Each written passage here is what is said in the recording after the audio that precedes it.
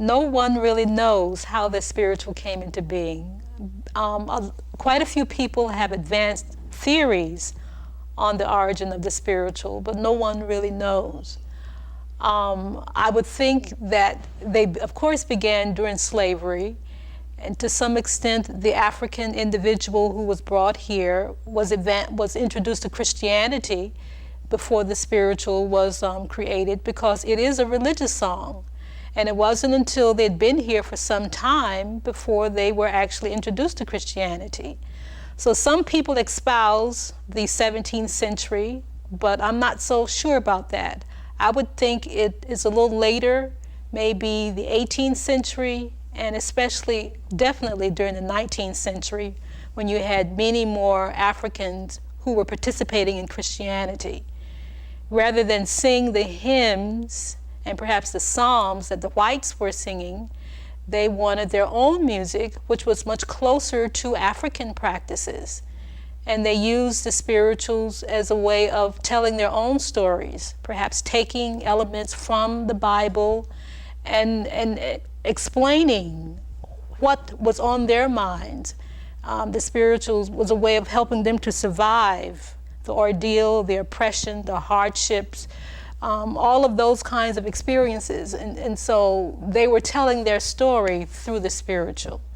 So no one really knows. It probably differed with each individual, with Africans in different parts of North America. It could have begun at one point in North America, at least the northern colonies at one point, as opposed to the southern colonies, because Christianity was introduced at different times among different Europeans, used different times to introduce Christianity to blacks during that period. So again, no one really knows. No one really knows. Yeah, how you get when you get to that, no one really knows. Okay, we're covering again how the spiritual came to be. No one really knows how the spiritual came to be. There are many theories that have been proposed about the spiritual, but I don't believe we will ever know how it actually began. There are some people who espouse that it began during the early 17th century. There are others who believe it began in the 18th century, but it was very prominent among Africans by the 19th century. I would think that the African would have had to have been introduced to Christianity before the spirituals could have come into being. And they used the spiritual as a way of dealing with the ordeals that they were experiencing as slaves. Rather than use the hymns or either the psalms that whites were using, they wanted their own music to express themselves, combining it with African practices, telling their own stories, maybe taking examples from the Bible, stories from the Bible, and identifying with those stories, and then creating something that told their own story. So no one really knows how the spiritual actually came into being, at least in my opinion. Now, why is it that we don't know? I mean, let's cover it from a simplistic standpoint. Why is it that we don't know? Well, like all oral traditions, nothing is ever precise. I think Western culture believes that you can document everything. If someone was there, therefore you know when it all began. But you had a tradition that was developed by a group of people who were invisible, who were unimportant. What they were doing was insignificant. It was trash or, anything. It wasn't anything that was quote unquote civilized. So why would anyone be interested in documenting that kind of material at that time? So I think that's one of the reasons we don't know. And that's also one of the reasons why there are so many different theories, because individuals are using various kinds of, techniques to try and understand what may have happened with the spiritual. Some people look at the text of the songs and try and reconstruct a history. Some people look at the music itself and try and determine what was happening at that particular time to try and understand the spiritual. And other people may use other kinds of maybe research techniques to try and document the spiritual. But it was an oral tradition. It was not something that was written down by individuals. And so oral tradition doesn't always have a very nice and neat historical record that you can use for reference for later on. That's great stuff. While we're there, and it seems logical, how did Jester come up with his theories about how different songs are created? I think he's basing it primarily on... Jester. Okay. I think Jester Hairston has different theories about the origin of the spiritual because he's basing it on life experiences. He was born in 1901. He indicates that he remembers a lot of the music that may have been performed by his ancestors, I think maybe his grandmother and maybe even his parents. So if we take that into consideration, these are people who lived during the slave era.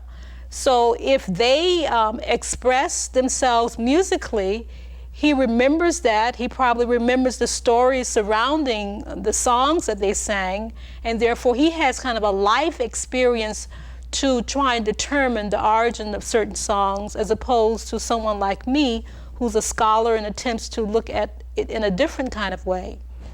So those who live to some extent with Africans who may have experienced slavery or who were close to those who experienced slavery have another way of understanding, and they're able to pass on that kind of information somewhat differently from perhaps someone like myself, who's a professor who relies on other kinds of mechanisms, other kinds of means, or other kinds of techniques to understand the origins and the development of various kinds of musical traditions.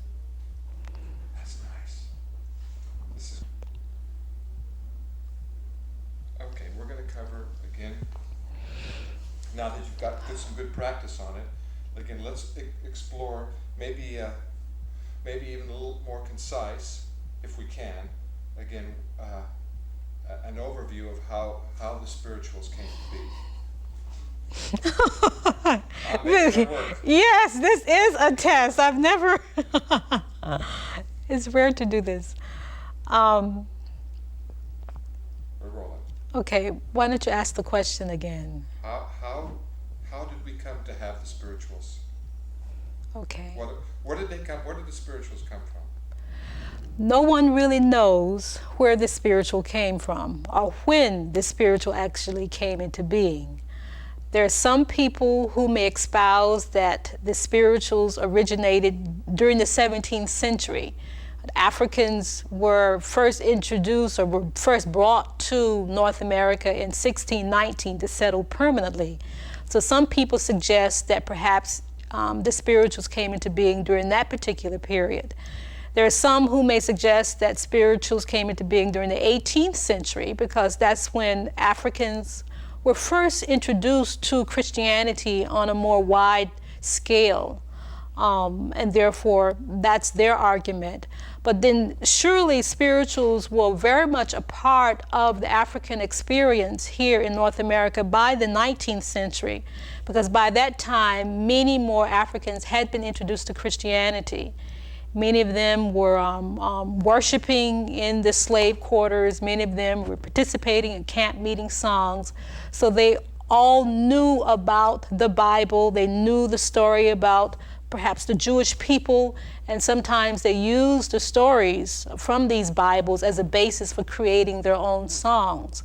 So no one really knows when the spiritual actually came into being, but I would believe that they had to have been introduced to Christianity before they introduced the spiritual. And then also they wanted to create something that was different from, say, the psalms and the hymns created by whites and performed by whites, because they wanted to tell their own story, combining elements from Africa perhaps with the experiences and the features that they acquired from Europeans or the experience here in the United States.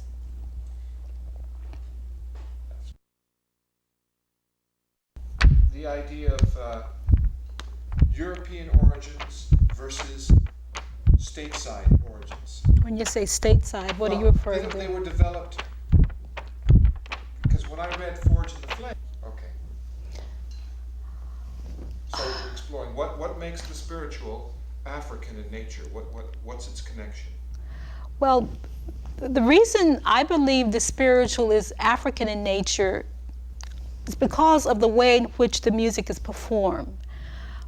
And I think that's the problem that many people, especially scholars and researchers, have when they look at spirituals and maybe look at any other kind of music that's created by Africans or even other people here in the United States who were brought here involuntarily. When you write it on the page, it may look just like European music to some extent. But to me, it's not European music because perhaps the way the melodies are arranged, they have an African flavor because to some extent perhaps the scales that are used are not your Western European diatonic scales. So that is some evidence. The type of language that is used, they're not spoken or they're not sung in standard English, but they are sung in what one may call Creole. But we don't call that Creole here in the United States, at least among English. But it is a mixture of African language along with perhaps whatever language that the Africans were introduced in the English colonies. In the English colonies, it was primarily English. So if you look at the language or the dialect, the other thing is the rhythm of the music.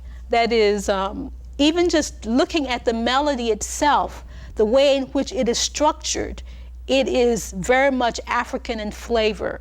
And then when it's performed, that is the evidence much more dramatic because with African-derived music, there's much more, you might say, involvement. There's much more rhythmic emphasis. It's very rare for people just to sit silently and just sing the music without becoming physically involved in some manner. So those are just some of the reasons I believe that there is much that is African about this music. I wouldn't say that there is not anything European. What happened is that Africans came and they adapted to this new environment. And so as a part of that adaptation, there are elements from European culture. So it's an integration of the two. And the other thing that will give you the most obvious reason why it is African, or why it is not European, is that you don't find anything like that performed in Europe. If you go to Africa, you may find some elements, but you don't find anything like that performed in Africa either. So really, it's a merger or integration or a fusion of elements from several different cultures to create the spiritual. Now, Argue. just a second. I guess one could argue the statement that the spiritual is the first indigenous American music. One could argue this by saying that it is not European and is not African. It is one of the first, you might say, genres created on this soil that's unique to this soil, that is a merger or a fusion of elements from a number of different cultures. So on that basis, I think there's some kind of legitimacy, there's some kind of criteria for saying it could be the first American indigenous music. But there are other types of music that were created around the same time. I mean, you had your work songs that had nothing to do with religion, and then you also had your revolt songs. You had your protest songs that were in disguise religious, but in actuality, they had other kinds of meanings. They had other kinds of significance to people. And some of those songs may have preceded what we're calling the spiritual. You also had shouts. You also had camp meeting songs. I think right now, people just lump everything that was created during the slave era that may have some kind of religious kind of leaning. They lump all of that into the spiritual category. But the people themselves during that particular period, I doubt would have used that particular concept to refer to everything that they perform. So I guess the point I'm trying to make is that the spiritual may not have been the first, because you had the work song first, and I think the work songs could have been something also adapted, merging or fusing elements from Africa and Europe. You also had the shout, you had the camp beating song, so you had all of these other styles. But if you lump them all together, I guess one could make the argument that the spiritual was or is one of America's first indigenous musical forms. What makes the difference between the shout, or the work song, and the? Do you want to take a break? Do you need it? No, I'm okay. I'm okay. The difference between the work song and the spiritual. Well, I think it's all a matter of context, because you could perform a religious song for work, and perhaps there are certain kinds of work songs that could be taken out of context and not used during work. It's like labels that people put on music, but in many cases, if we want to take it maybe more specifically, the work song is a type of song that would have been used to accompany whatever kind of work the individual was doing. If it were in a rice field, there may have been a special type of labor, a special kind of activity, and people would have created a song to accompany that activity. If they were in the cotton field or a tobacco field, they may have had a certain type of music to accompany that. If there's someone who's out there getting water for those people who are in the field, he or she may have sang, all of these calls and these hollers. They could have been considered work songs as well. So sometimes people will refer to something as a work song depending upon what activity it actually accompanied. And there were some people who were very religious, and they would sing religious songs during work. So it really varies it's very difficult, I should say, in trying to split it all up and say, yes, this is work, or this is spiritual, or this is something. But we all lump it all together, I think, today, and we refer to them all as spirituals. Now, with regard to the shout, now that is something that people believe may be very close to African religious practices, more so than the song or the musical form, the spiritual. There's some people who even think that the word shout may be a kind of interpretation of the word salt, S-A-U-T, and there's some scholars who believe that refers to a certain kind of activity in some African cultures where there's actually movement or shuffling. So the term shout refers to the song. It also refers to the movement, this religious dance. And there's the ring shout that we believe is one of the few really, really, really African practices that was retained or maintained here in North America or in the English colonies. Because the way it is performed, people used to be in a ring and they would move in the ring, just shuffling, and their feet, generally women. And as the music becomes more and more intense, as the music increases in tempo and the rhythm just becomes very, very heightened, then they began to shout. And then they began to go into trance, or either they began to get happy, all to the accompaniment of the hand clapping, the accompanying of the singing, and maybe the accompanying of some kind of rhythmic instrument. And that kind of worship experience is very close to the way religion is practiced in some African cultures. So the shout is a little more African derived than, say, the spiritual, at least the way in which people use the term spiritual today. That's interesting. I see. Okay, we're talking about doing the shout there on the plantation. Well, as I was saying, the shout was prohibited or by a lot of the Europeans. Yes. Our drummer accompanied. But this is good. This is to the shout. I see. Okay. Okay, the shout was prohibited or looked down upon by Europeans because of their own philosophy about what was acceptable and not acceptable. First of all, their primary goal here in North America was to rid Africans of anything that had to do with Africa. Their whole objective was just to break them down as much as possible. That's why they were separated in terms of families. This is why they were forced not to use their language. This is why they could not use their musical instruments. This is why they could not use their own names. So as much as possible, you wanted to break them down, deny anything about their heritage, so they would not have a sense of identity. They would not have a sense of self. They would not think of themselves as human beings, more or less. So you could treat them as chattel. You could treat them as property. And so I think that had a lot to do with them prohibiting the shout, because it was very much African in character. And then I think the other thing is that they thought that this was not really proper behavior. This was not the proper acceptable way to worship. Now, you've been introduced to Christianity and you're supposed to worship it in the way in which we worship it. All of this dancing and movement, all of that is heathenish. So it needs to be, just thrown out. And this more or less demonstrates that you're not worshiping, or you don't really respect our gods, or the Christian gods, by worshiping in that way.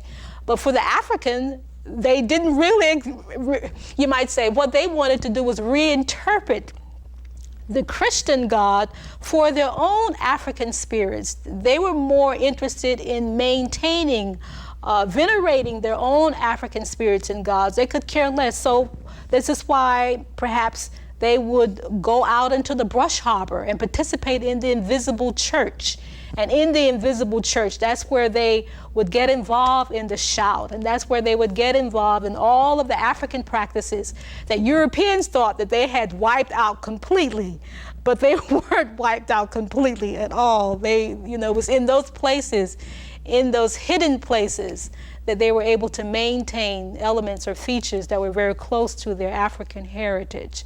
So I think all of those are reasons why Europeans felt that the shout and the ring shout were not really, really acceptable for Christian worship. That's wonderful stuff. Like I said, we can make a whole nother video. Oh. But no, these are elements of it that will be very useful. Let's talk about, is there any way, why do we call them, how did the name spiritual come? I mean, why do we call them that? Now, that is difficult. You say that. Okay.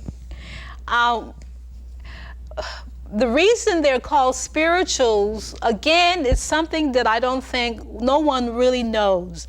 There's some scholars who suggest that the first appearance of the word spiritual comes from the Bible, and I think maybe in the New Testament, maybe Colossians, somewhere in the New Testament.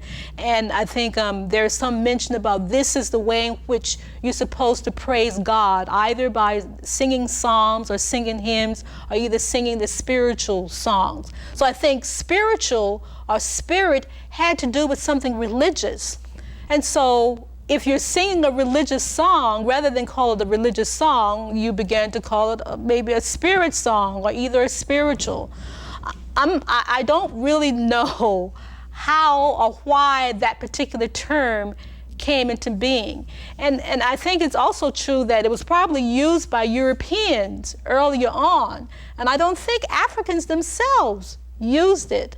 It wasn't until, again, when people began to write about all of this, and they began to categorize all of these different, these different forms, these different types of idioms, and they put, labels on them. Very similar to today, we put all of these labels on various types of genres, and the people who are the creators themselves never label it. They never identify it as that. But today, as I said earlier, anything that's kind of related to religious music that was created during slavery, we use this catch-all term, spiritual. maybe because it kind of inferred a religious song. Right, give me 5 seconds. And again, incorporate the question, or so we know what we're talking about, because I'm not going to be hearing my question. Okay. Spirituals were created or composed from a number of different circumstances, in my opinion. I think I mentioned earlier that some spirituals were protest songs, or some of them were songs of revolt. For example, the spiritual Steal Away to Jesus. There are some scholars who actually believe that Nat Turner is responsible for being the composer or the creator of that song. Maybe not him, but people believe that the song came into being around the circumstances. This was during the 19th century. He was an exhorter. An exhorter was, a religious leader. On some slave plantations, whites would allow Africans to become leaders of the group, and so they could preach to their own people. So this man Nat Turner was able to garner this kind of stature on his slave plantation. What he did was to plan a revolt. He planned an uprising, and one of the ways in which they communicated with each other, when I say they, I'm talking about the Africans communicated with each other to plan the uprising. They would sing this song, Steal Away. Steal away. That means go to the brush harbor or go wherever so we can go ahead and finish our plans. And then when the revolt actually takes place, this was also a code that the Africans should use themselves. Steal away, steal away, steal away to Jesus. So I think when you listen to these songs, you can't take them literally. For the African, they had other kinds of meanings, and we use this term double entendre, or either the dual meanings for songs. In fact, blues performers, when they create the lyrics for their songs, some people may think they mean one thing, but actually they have a whole lot of other kind of meanings that are associated with them. And this is somewhat characteristic of African culture. Even in Africa, there are all of these metaphors and all of these symbols that they use in their songs to mean one thing, which is totally different from what you hear literally. So that same kind of characteristics is carried over.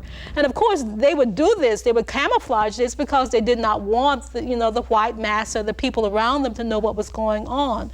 So a lot of them were not just songs created for religious purposes, but they were songs created for other kinds of activities that may be going on. There's also the song, I forget, Come and Go With Me to My Father's House. Some people believe that also was a song of revolt. You think Father refers to the Lord in heaven, but in this particular case, they were talking about father and mean literally father in Africa. So come and go with me to my father's house. Come and go with me to my father's house. They are planning an uprising. They're planning a revolt. And there are a number of songs that are used for that purpose. But then, of course, you do have some songs that were just literally songs for religious purposes without any other kind of intent involved. And perhaps that was based on an experience, like motherless child. The person is very desolate. The person doesn't have the mother. The person is all alone. And so that person just individually begins to express that in a song. So perhaps there are a number of different circumstances that probably gave rise to the creation of different types of spirituals.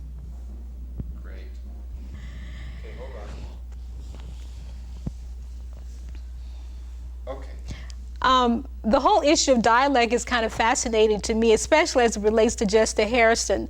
When I had the opportunity to talk with him, he mentioned to me about the fact that he hated dialect.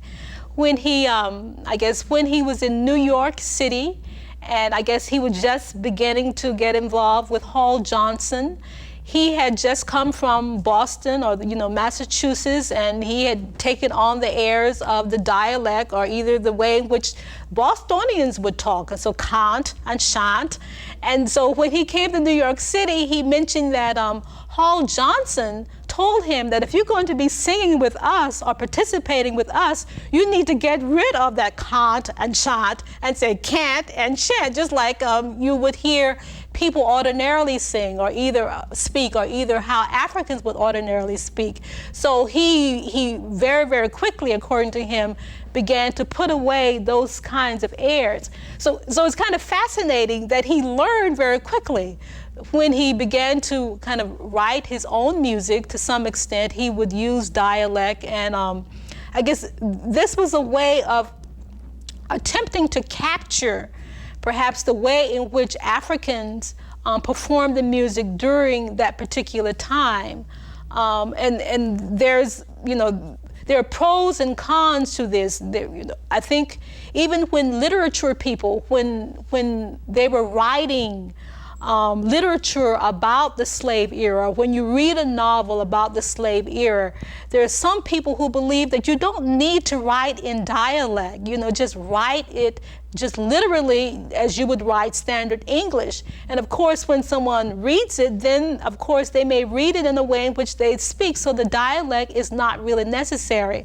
There's some people who think it is very pejorative. You put the person down when you all of a sudden write in a way that's totally, at least it's very difficult to actually read. But then there are other people who feel as if in order to really capture the essence of that particular period, or that capture the essence of how they were speaking, the dialect was really, really essential. So the whole issue of dialect for Jester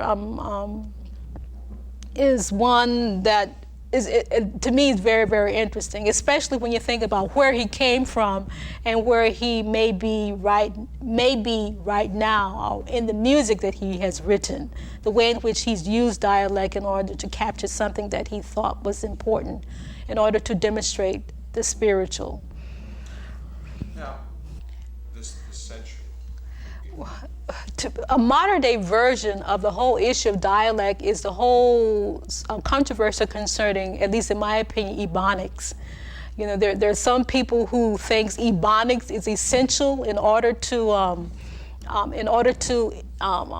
help students, in order to be successful in school. And there are some people who believe Ebonics is a bunch of, it's not necessary. And the fact that you do use Ebonics is indicating to a group of people that yes, you can't speak or use standard English. I think the use of dialect has that same kind of double-edged kind of sword, or that kind of controversial. There are some who believe that dialect is essential, as I said earlier, because it captures the way in which Africans perhaps maybe spoke at that particular time. There are others who believe that it is very pejorative. It is something that is really not necessary when you read or when you hear an African speak. Just automatically, if you just wrote it in standard English, the person is going to use a certain kind of inflection, a certain kind of voice quality, a certain kind of enunciation that may be totally different from the way in which a white person or someone else would use it. So why do you really need to use the dialect anyway? It's kind of interesting, the use of dialect, because I think some people go overboard in the use of it. And I remember teaching some spirituals in my class. I teach this ensemble of Afro-American vocal music, and there was one student who would come in, who would learn spirituals, and and I forget the name of the spiritual, but when I was introducing it to him, he said, "Well, no, that's not the way it is performed. At least that's not the way I have performed it." And I said, "Well, where did you learn it?" And he told me about this high school where he'd learned the music. And I said, "Well, who taught it to you?" And he said, "Oh, well, my teacher was white, and she was very, very insistent on using the dialect." And I told him that, well, I'm originally from Georgia, And in Georgia, very, very small town in Georgia, I went to a predominantly black high school, went to a predominantly black college, and so spirituals was just a part of our life. In church, we sang spirituals. At high school, we sang spirituals all the time. We sang spirituals all the time at Fisk University. The people actually introduced the spirituals to the world. And there was no emphasis on dialect. We just sang the music as it was presented. No one forced us to use dit or dat because that was not what we thought was necessary. If you just sang the music, it would come out as maybe the people sang it during that particular time. But if it didn't come out as they sang it during that time, that was not that critical. So it seems as sometimes it maybe people who are not from the tradition, maybe they feel it's very, very important to get that particular sound. But those people who are from the tradition, who live this culture, all of those little things are very, very periphery to the real meaning of the significance of the music. So the whole issue of dialect is something that is important but not important, and it varies. Well, has there been a change through the century in attitudes toward the spiritual, as far as, say, black culture is concerned? Yes, there has been a tremendous change in attitude toward the spiritual. Even when the spiritual came into being, there was a particular attitude toward it. One has to remember that black people and black culture is not monolithic. Just like white people, white culture, Chinese people, there are so many different variations. There are many different types of groups of people, so they have different kinds of perspectives. I'm sure there are many people who loved the shout when they were performing the ring shout. But then I'm sure there were some blacks during that particular time who also thought the ring shout was not appropriate for behavior if you're worshiping a Christian God. After emancipation, there were blacks who went to various schools that were set up in various parts of the South. And Fisk University was one of those schools. And I guess most people know that the Fisk Jubilee Singers was the first group to introduce the spiritual to the wider world. But this did not happen very readily. Many of the young people who first went to that school did not want to have anything to do with slavery and slave songs or spirituals. They wanted to sing European music. They wanted to learn different elements from European culture. They were ashamed of their own culture. They wanted to put that behind them. So they resisted singing that music. And I think it took some persuasion on the part of their conductor to actually perform this music. And it's also important, when they did perform this music, it was performed in a way that was very different from the way it was performed during the slave era.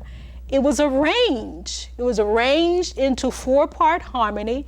It was arranged in very much a kind of European type of character. It was only when that was done that those students felt comfortable or felt that this was appropriate for them to sing. So they had, some kind of negative associations with slave culture and also the spiritual and what that represented.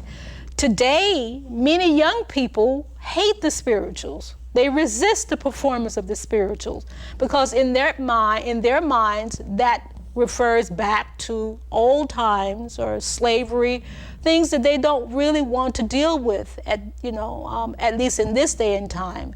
And so what you find much more prominent among black churches and black culture are, you might say, gospel music to some extent. And you only find spirituals very much performed among some of your educated elite, your educated, Western educated African performers or African American performers. And the spirituals that they sing are the concert spirituals. And those spirituals we know that are very, very different from, say, the old time spirituals that were performed by slaves during the 18th and 19th century. Okay. I would have to be speculating the minds of whites, or my perception of what whites do. I don't know accurately. So if you want my reading, my interpretation of the situation. Because Jester, for the last 50 years, has really played a big role in popularizing the spiritual, chiefly among white audiences. Yes. That's why I wanted to see, that's why I want to explore his role too. We're rolling. Okay. I think, okay, let me see how I can phrase this. Among whites, I believe the spiritual is probably more revered than among blacks. And I think there are a number of different factors why this is the case. I remember talking with Jester and him telling me again this story about how he got started with the spiritual and with Hall Johnson. And one of the things that he mentioned was the fact that Hall Johnson choir used to perform spirituals primarily for whites. All of these rich white people wanted to hear Hall Johnson choir sing these spirituals. And Jester saw this as a way in which he could maybe do the very same thing. This is a way, he was a very kind of upwardly mobile looking person. He was very ambitious, and he saw where someone was successful, and he wanted to do the very same thing. So I think back during that particular period, he saw how whites responded to the spirituals. Now, the reason whites preferred this music, is somewhat, at least from my perspective, controversial. Now, we're talking about the 1920s. For whites to like this music, it was almost as if they were thinking about the good old days. This was the good old days when they were in control, when you had these blacks pretty much in control. They were doing what you wanted. That we really want to go back to the good old days, to see these old darkies singing these songs like they used to sing. So when you had black people performing for whites during that period, in my opinion, that's what they most enjoyed. It allowed them to think back to that particular period. Now, if we move a little further in time, at least coming toward where we are now, I think whites like this particular type of music because it somewhat represents what we were talking about earlier, this American indigenous form. They see it as something very, very special. It is an artifact from the past. I don't think many modern day whites think of it as the good old days in the same way as perhaps those people during the early 20th century, but they do see it as an important part of American history. And to me, this is a kind of attitude of perhaps European culture or European approach to the study or the creativity. I often tell my students, especially when we're trying to understand why a group of people created this and another group of people created this, is because in African music, people enjoy the process of creating. The whole emphasis of being involved in the creation. I think this is one of the reasons why you find in maybe African American popular music so many different styles. People just change from blues to jazz and all of the different types of jazz, and they could care less that that was performed there. But from what I could gather, among whites, there's much more emphasis on the artifact itself, the reference for the object. And so you create this object and you revere this object and you want to preserve this object. This is why they're so much interested in history. It has been documented, and therefore they want to know what it is, and therefore that's something special for them, the artifact itself. And duplicating that artifact almost exactly as it was created during that particular time. So when you find whites performing or looking or doing something or connecting themselves with the spiritual, in my mind, this is their way of preserving some kind of history that was very important just to American culture. And therefore, they will teach it to their students. And I think that's why it's so important for them to teach it in dialect, because this, in their minds, is the way maybe that it was performed during that particular period. But this is my reading of the subject, of the issue. I don't know, but that seems to be what may be going on when you find, especially students and people who are in the field, who are creating music, and there are some people who say, well, the spiritual is lost. Don't you really want to preserve it? And for the average young person, I mean, that was old time. There's no reason for me to preserve this. I'm creating something new. But maybe for another person, they're very much interested in preserving it because they think that's very, very important. So two different philosophies with regard to the whole process, I think, of creativity and what's important, what is valued. That's great.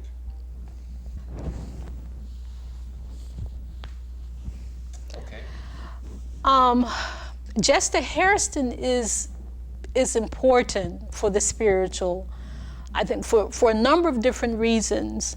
I think he's been like a bridge of communication between various ethnic groups.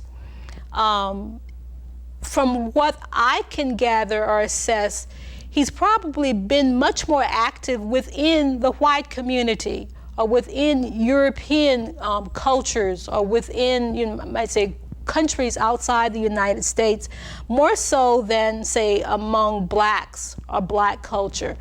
I'm originally from the East Coast, and I've done a lot of work with spirituals there on the East Coast, say in Georgia or at Nashville, Tennessee. In that community, Jester Hairston is known, but he's not someone who's very well known. But when you come to the West Coast, especially Los Angeles, he's somewhat known primarily because of his work within the media, the film industry.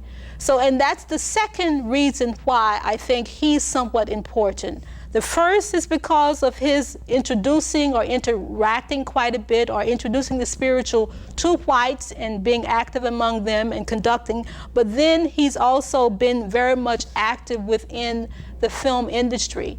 And for black people, that was very, very important because you have an industry that it's very, very closed. It's very controlled. You only get in there because someone allows you to get in. So the fact that he was allowed to enter that particular community was something significant. So I think that's another contribution that he's made to the spiritual tradition. In other words, I understand that he worked with quite a few groups within the movie industry, helping prepare them to sing music as background for various kinds of films, perhaps developing choirs here within the Los Angeles area, which were primarily white choirs, or working with them. So to me, that's been his most significant contribution. The first, a communicator between blacks and whites, and then also from his role or his involvement within the media, the film industry here, especially in Los Angeles, the entertainment capital of the world, Hollywood. Let us maybe end with what importance the spiritual has today. You know, why is it important to preserve? You know, what messages does it have for us today? The spiritual is important today because I think people are having the same kind of problems today that they had long ago.